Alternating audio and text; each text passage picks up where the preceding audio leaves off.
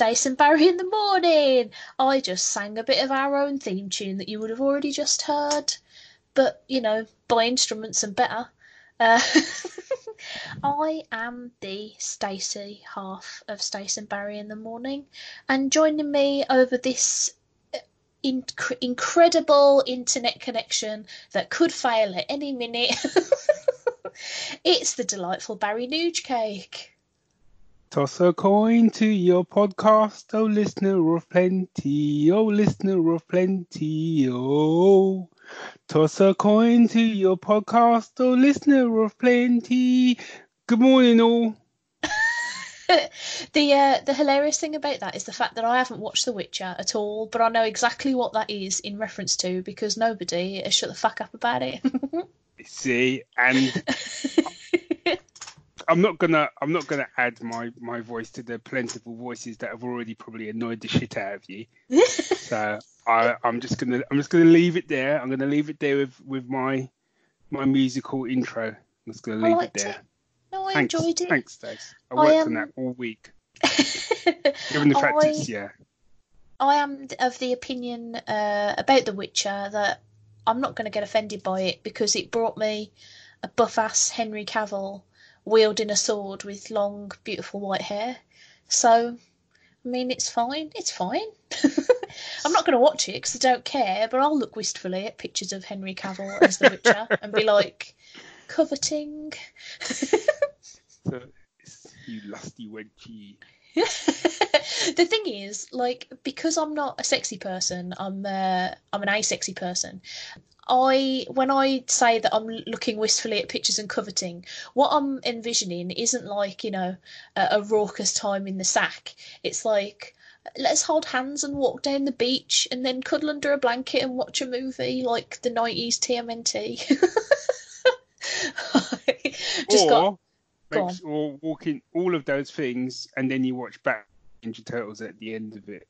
Yeah, all that. Yeah, and I'll plait his hair and he can plait my hair and it's all good. Anyway, hello. Good morning. Everybody's got morning wood. No, I'm kidding. Speak for yourself. Well, I just said that I don't. Okay, good point.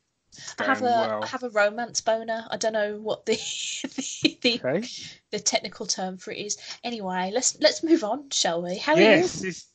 I'm very well. Slightly confused. Just somewhat perturbed.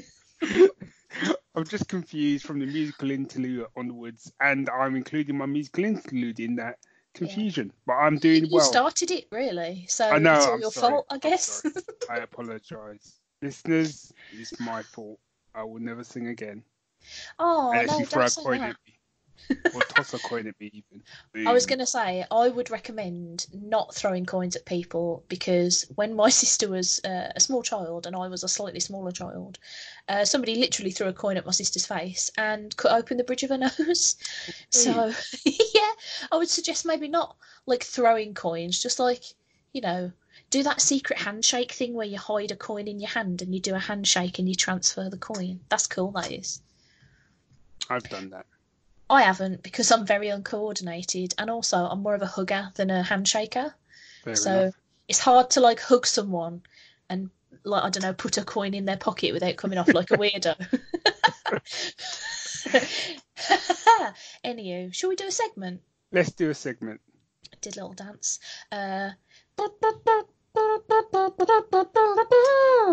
Jazz. Yeah. Shall we start with a little pick of the fortnight? Let's start with a little pick of the fortnight. Yeah, I'm doing another dance. This is a purely audio medium. I don't know why I keep doing it. It's all right, I do the same. Oh, sorry. My pick of the fortnight is a bit of a cheat, but I'm hoping you'll let me off with it. Okay. And it's a bit of a cheat in the sense that I've seen it before, but it's just come on to British telly, so I watched it again. I watched the first episode of The Twilight Zone. Yeah. The reason I say ooh is because I too watched an episode of The Twilight Zone. Oh, good. I'm glad because I didn't want to do any ruining. Not that I won't spoil it anyway because it's like pretty new. I mean, I only watched it like literally the other day. um, but yeah, so it's just come on the Sci-Fi Channel here in the UK. Um, so I'm not. I mean, I've seen it before. Obviously, incredibly legally. Oh yes. Uh, Obviously. yeah.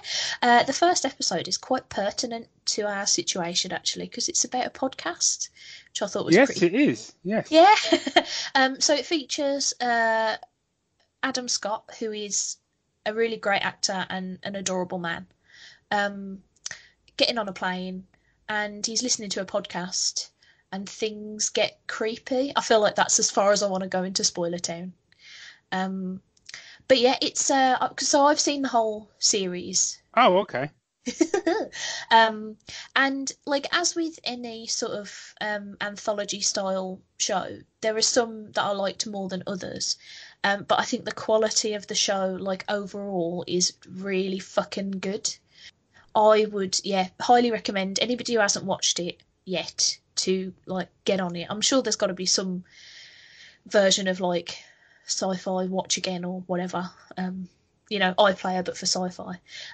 Because yeah, it's one of those things where I never really got into the original Twilight Zone because I'm not 100% convinced I was born when it initially came out. I don't know when was the Twilight Zone originally. I don't know because they did a couple. Because I think, yeah, because originally it was in the I think originally it kicked off in the 60s.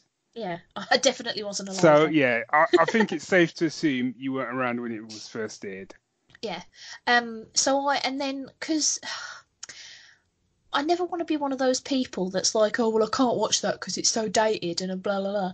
But unfortunately, that's kind of how my brain works. So I do really struggle with things where, because there was like a particular, especially I want to say like the 50s and 60s, there was a particular type of acting at that time that just Hmm. doesn't really jibe with me at all. So I've tried to watch some older Twilight Zone because Rich really likes it. But it hasn't really ever struck a chord with me because it's always felt a bit, I don't know, like hammy. Is that the Right. word I want to use? I don't know. Um, so I was a bit trepidatious going into this because I thought, is it going to be one of those things where, because I haven't watched the, earlier ones, that there's going to be loads of Easter eggs that I'm not going to get, or it's going to be retelling of stories that have already been told and I'm not going to get it, or it's not going to be as good as it originally was, or whatever. So when I started watching it, I was a bit sort of like, but I think it's fantastic. It's really well written. This particular episode is really interesting, I think, in how it sort of portrays time. I'm trying Hmm. so hard to tiptoe around spoilers. Um, yeah, all the actors in it are great. I think the direction is really good. There's a couple of episodes that I will say, like, forewarning people, there are some episodes that are very sort of like, here is our political message. Um, but I think it just about toes the line between, like, it's not too much, if that makes sense. Yeah. Like, it's not like they get a political message and they twat you to death over the head with it until you've died and you hate everything and like it's just sort of obvious, like, this is what we're trying to say with this Yeah. particular episode. But I think the first episode that was on the other day, it's definitely one of those ones that it breaks you in nice and gently. It sort of tells you, if you don't already know what the Twilight Zone is, it sort of sets the scene for that for you. It's not too complicated a story, it's not too political a story, it's creepy enough and sort of weird enough without being like, what's going on? Like, yeah, I just really loved it. Also, as well, I will say I'm pretty sure because I've only seen one episode, which was that episode. Yeah. I'm just going to check. He says check in. Oh, they haven't even mentioned it. But I think that this is. Oh no, it is. I kept thinking this seems really familiar, and basically the first episode is called Nightmare at 30,000 feet, Mm. but there was actually an episode back in the original series which I remember seeing, not necessarily when it aired, but I did see it, called Nightmare at 20,000 feet. Yeah. So this is actually a remake of that episode. Is that the one with the little gremlin thing on the wing? Yes, Okay, cool. yeah, with William Shatner. Yeah, yeah, Um, so I really enjoyed the episode, and it was like a nice twist to it. But I think I'm looking forward to watching the other episodes because I remember that the original so well. It kind of hit a lot of the same beats. yeah, yeah. I can imagine that. Yeah, because I'm only familiar with the original of that episode from Yeah, like having watched, I don't know, top 10 scary things that were on telly, on Watch Mojo or whatever. So I've seen snippets, but I've never seen the full episode of yeah, that. that's a good pick. I'm looking forward to watching the rest. And the good thing is they're only actually that's not true. I was going to say they're only like half an hour, but they're not because I think the first one seemed quite short, but a Mm. lot of the other episodes are sort of your bog standard sort of 47, 50-minute episodes, Yeah, I aren't they? think so. Yeah. Cool, cool, cool, cool, Yeah. cool. Um, I have a pick. I will keep my pick brief because it's quite difficult to actually say a lot about this. Mm. So this is a show on Netflix, and I'm getting quite into watching foreign shows on Netflix that do genre Yeah. stuff, Yeah. just because the way they do genre is so different from the way we do genre, UK and US Mm. TV. It's just quite refreshing just to see how other countries tackle it. Um, and this show is called Ragnarok, Oh, okay. and it's sadly it's dubbed because I quite like to watch them with subtitles just because I think you lose some of the performance because it's been dubbed over. Yeah. But the premise is, he says, reading Wikipedia, the fictional Norwegian town of Edda in western Norway is plagued by climate change and the industrial pollution caused by factories owned by the local Jutta family, the fifth richest family in Norway. The Juttas, I'm sure I've said that wrong, are actually for Jotun, said that wrong, frost giants and giantesses posing as a family. Oh, They, okay. they are challenged by Magna, a teenage boy who is surprised to learn that he is the embodiment of Thor and begins the fight against those who are destroying the planet. Oh. Okay. From that blurb, I don't know if it's actually the tone of the show, but that makes it sound like Thor meets Captain Planet, which Well, would be there's, amazing if that was the case. I'm going to say no. Ah. I, I like your enthusiasm. I'm giving you 2 thumbs up, but no. It's I think one of the unfair things I was looked at some of the reviews and some of the reviews like, oh well, Marvel doesn't have anything to worry about, and it's annoying Wow. because Rude.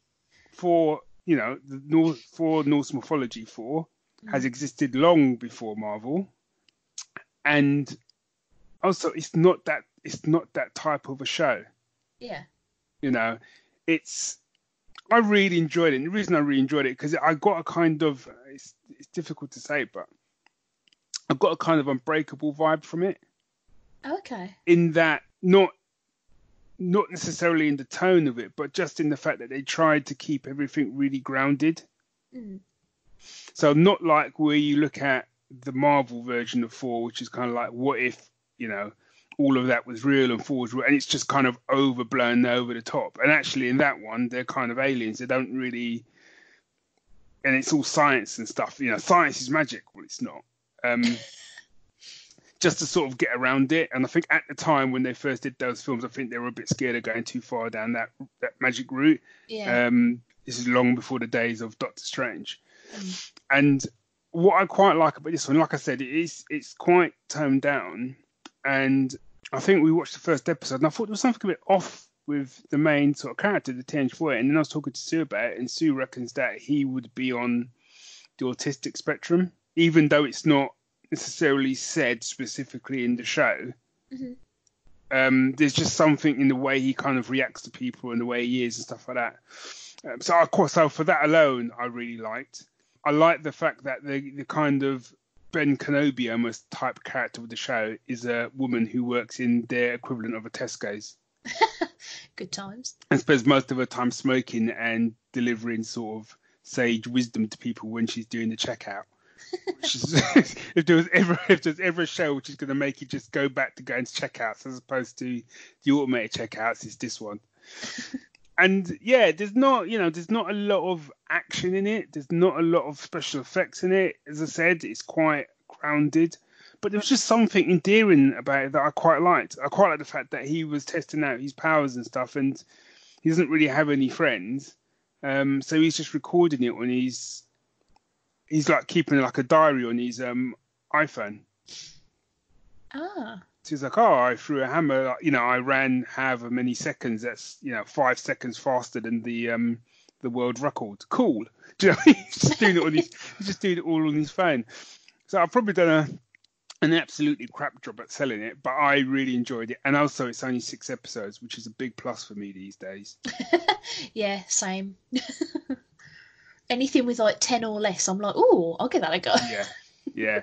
You start throwing 20 episodes at me, you can do one these days. Yeah, unless you've like super hooked me in the first episode. Yes. Yeah. I'm not about a slow burn really anymore.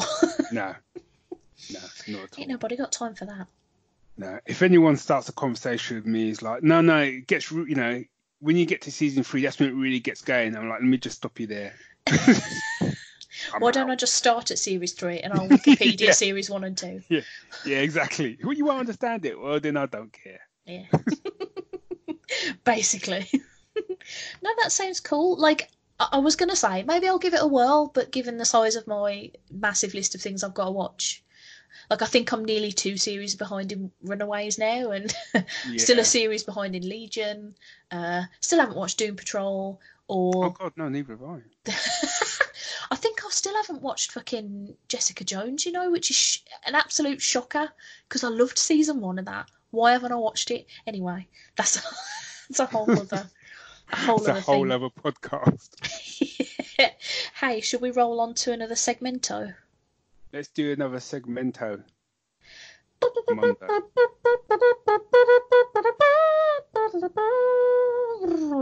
Jazz. Hey, it's Stace Bob's Book Corner, which I contemplated calling Stace Bob's Book Nook, but I don't know if Nook is a word many people use. I think either would work. I like Book Corner though. Okay, fair enough. Well, it's Stace Bob's Book Corner then. I read a book. I read another book. There might be like more frequent book corners coming up soon because I'm about to start a readathon. Sponsored reading challenge. So what I did was I had to finish this book that I was currently reading because the only books that count during this readathon are ones read between these 2 specific dates. And I thought, well, better finish this one then. It is a book called The 5th Season, and it's by N.K. Jemisin. Right. Just waiting to see if there was any recognition from Barry, which there does not sound like there is.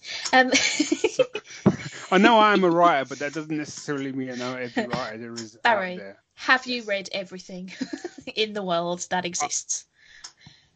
If you'd asked me that 2 days ago, I would have said yes. But obviously now 2 days have passed and I haven't caught up with myself yet, so I apologise. Mm-hmm. Okay. Well, this is the first book in the Broken Earth trilogy, and it is difficult to explain. I'm going to try and do it without doing too much of a spoiler because I really, really, really, really, really think everybody should read this.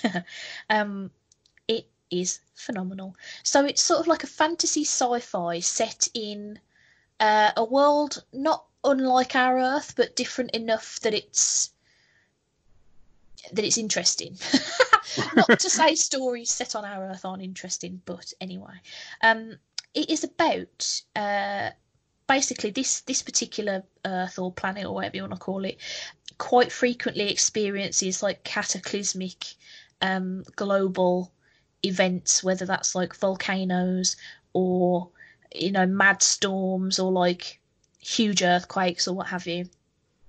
And there are people born on this Earth who have the ability to control those sorts of things, so they can draw on the power of the Earth and quell earthquakes or push back tsunamis, but they can also use that power to create these things and to destroy the shit out of stuff. So it's sort of set in a time when this is difficult to explain without going into the nitty-gritty of it, but it's basically set in a time when people who don't have these powers have sort of managed to convince the people that do that they are sort of like secondary citizens, and sort of made them almost into slaves. Like, they have a certain amount of freedom, but essentially they do a lot of stuff for the people that don't have the power to like stop an earthquake as it's about to happen and what have you. Okay. And it's told from the perspective of 3 different characters, and each chapter is from one of these characters. There's a young girl called Demaya who is she has these powers, and she's going off to school to learn about them.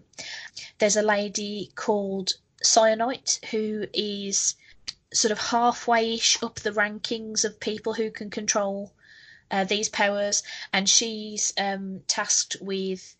She's a breeder, essentially. She's been tasked with breeding with the higher-ups to try and produce more powerful children.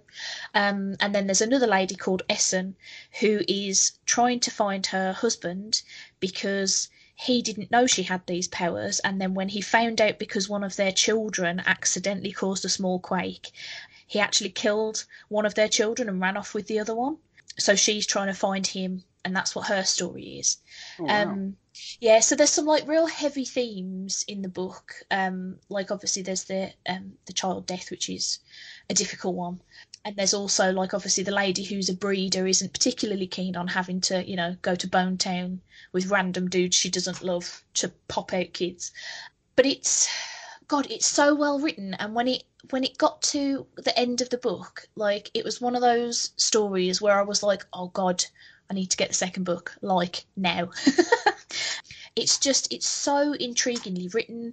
There are bits that, I mean, maybe somebody who's a bit more astute than me would have seen certain things coming, but like, there were bits in it to me where I was like, shit, as I was reading it, like, what? Even the fuck? I had to text Mike, who bought the books for me for my birthday last year, to be like, Mike, why didn't you tell me they were this good? And he was like, Stace, that's why I bought them for you. Chill out.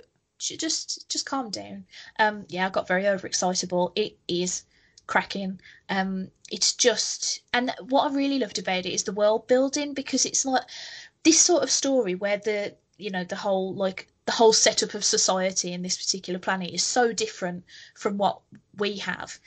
You could fall into the trap of just sort of expositioning at people, this is how this works and this is how that works and that's why that. But the fact that it jumps around these 3 different characters, one of whom is learning to deal with their powers, the other 2 have quite good control of their powers, so it sort of drip feeds you bits and bobs that really mesh with the characters and their stories, so it doesn't feel like you're just, you know, basically learning the history of this society, as it were. And then it ends on such a fucking clanger. Good Lord.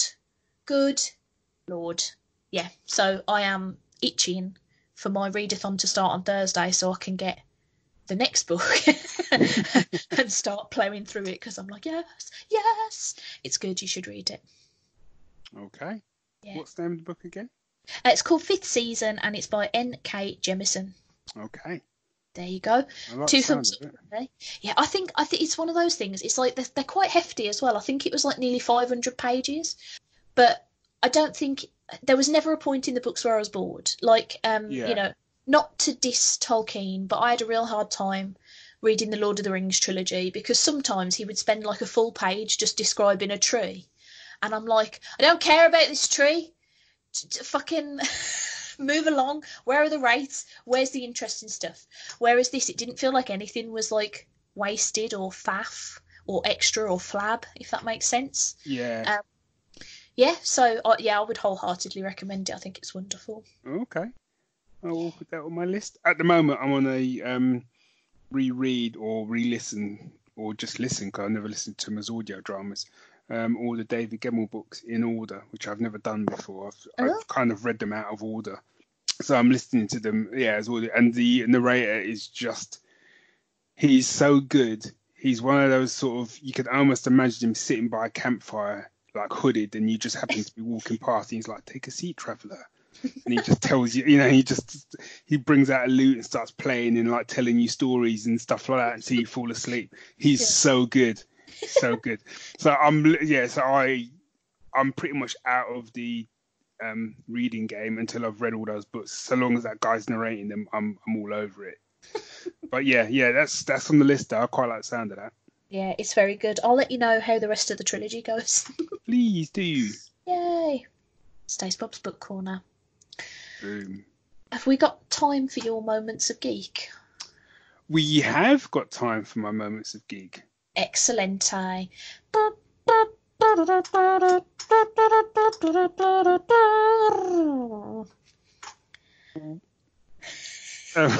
don't know why I did that. Dude. Just sounded like I just farted and I hadn't. Mm-hmm. Yeah. Mm-hmm. I was just caught up in the moment. Yeah. I was just You definitely trying to didn't fart, everybody. I didn't fart. I was just trying to add a bit of. No, I was just trying to add a bit of musical accompaniment. Okay.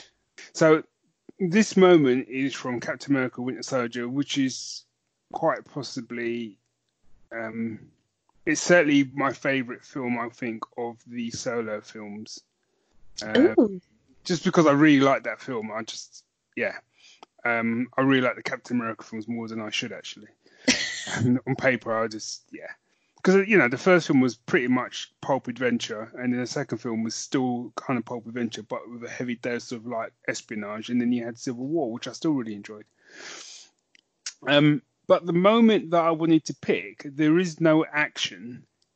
It's just Captain America being Captain America and the ramifications of that. So I know a lot of people talk about the elevator scene in that or whatever, but I'm not talking about that, even though that scene was amazing. It's the scene where he gives a speech to. So you've got the main bad guy, Robert Redford, is about to launch all the helicarriers and stuff, and Cap comes over the headsets and gives this speech to the whole of the Shield sort of building to sort of say that Hydra have infiltrated Shield and that they need to all sort of stand together. I'm not even going to attempt to do Cap's speech because I ain't Cap. And the speech is so good. And I think even at the end of it, like Falcon dropped some one-liner where he's like, "Did you just write that on the way over here, or what? Just came up with off the top of your head type thing." So what happens afterwards is you've got one of the sort of other big villains goes into like the operations room, and you've got all the programmers there. So as a programmer, I probably would have been in that room. And he goes up to one of the programmers and he tells the programmer to launch the ships. And you see the fear on the guy's face. That's about as ordinary a guy as you could have. And I thought it was done really well. You could just see it. And he just goes, "I'm sorry, sir, I can't do that." And then he's like, "You what? I can't do that, sir. Captain's orders." And the whole cinema, me and Dave went to see it, just applauded. Because it was just such a moment, because it just showed the effect that Cap has on other people.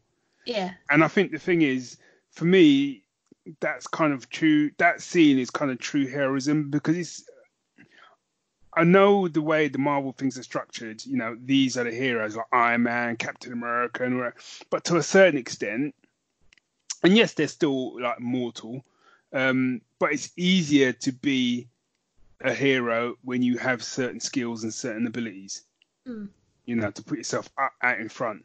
But to be someone who has no skill, he can't fight, he can't do anything like that. He's not going to do that move where he flips a gun around and all that, like you see in all the sort of sport films.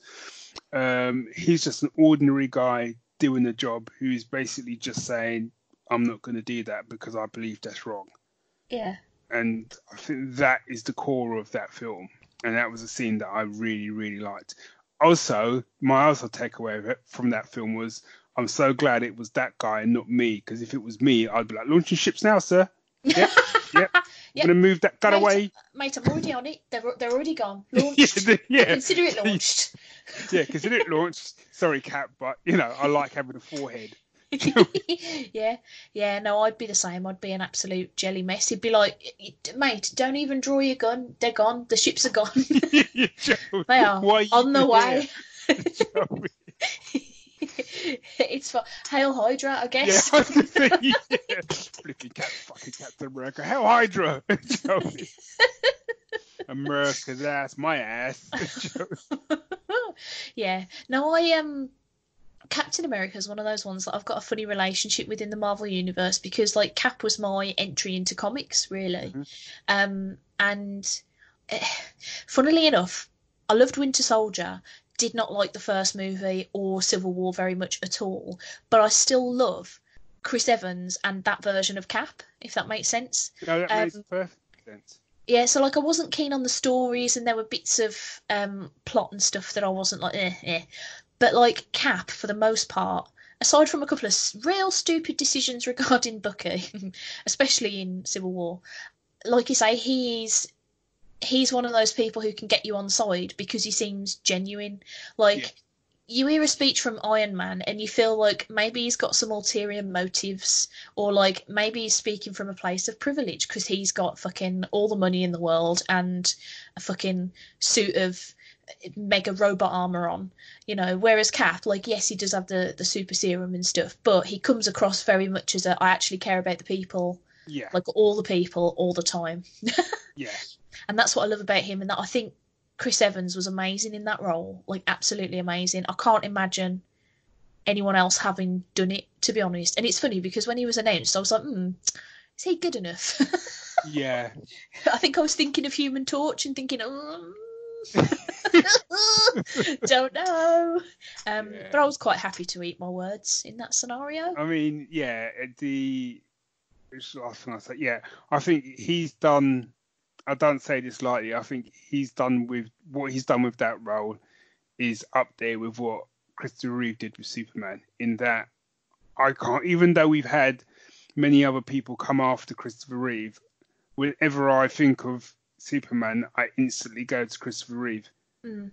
Yeah, You absolutely. know, say what you want about Henry Cavill. He looks as close to the comic the comic ideal of Superman as you can get in terms of, I was going to say muscality. That's not even a phrase, but Musculosity. musculosity. Yeah, do you know what I mean? But I just think in terms of the whole package, it's always Chris Reeve, and I think with Chris Evans, whenever I open up a comic that's got Captain America in it, in my head, I'm still envisioning Chris Evans. He's just Cap, and I think woe betide anyone who's going to try and play a Cap after him. Jeez, I wouldn't want to be in their shoes. Yeah. I mean, seriously though, I'm quite upset that you're sitting here telling me that you think of Captain America and you don't immediately think of Matt Salinger. I couldn't even get Yes, through that. odd that, eh? Ooh. Oh boy. But what you got to remember is back in the day, that was all I had. To be fair, I actually don't mind that movie. I think it's quite fun. Yeah, Like, yeah, it's an enjoyable romp, innit? yeah, yeah. Yeah, Red Skull's looked Better. better. He's had better days, but anywho, hey, that's a really good pick. Thank I'm you. so crap at thinking of moments of geek. I do apologise that I just almost always leave this section to you. Maybe we should just retitle it and call it Nuge's Moments of Geekdom. Yeah, maybe. And then occasionally I'll have one and be like, damn it. Yeah, but maybe if you rename it, give you the impetus to come up with your own ones then. Maybe. Yeah. Maybe. Anyway, you should go and Anywho, have some fucking dinner / breakfast. yes, I need to go and have dinner / breakfast. I think we should stop. I think that we should just announce the twist, and the twist is we actually don't record this on a Saturday morning. We record at random points during the week. Woo! Boom! Take that, What M. time Night even Shyamalan. is it? Yeah. Have a guess what time it is. You won't win a prize because who cares? Right now, someone's listening and their mind's blown, and they're like, "I had no idea." Yeah. I think one day we should do a live broadcast on a Saturday, but it might be a disaster. One day we should do. I've been thinking about that. One day we should do. Yeah. Yeah. But not the 19th of September because that's my birthday, and my birthday's on a Saturday this year. Yeah. And Boo, the yeah. 18th of September is Sue's birthday, so I won't be here. Wow. Mm. Rude. Yeah. How dare you have a wife and a life outside of this podcast? Soz. How dare you have a birthday? Now let's both go off and record different podcasts. Yes. In fact, let's just go off because I need to go and have me dinners. Okay, bye everybody. We love you. Laters. Mwah.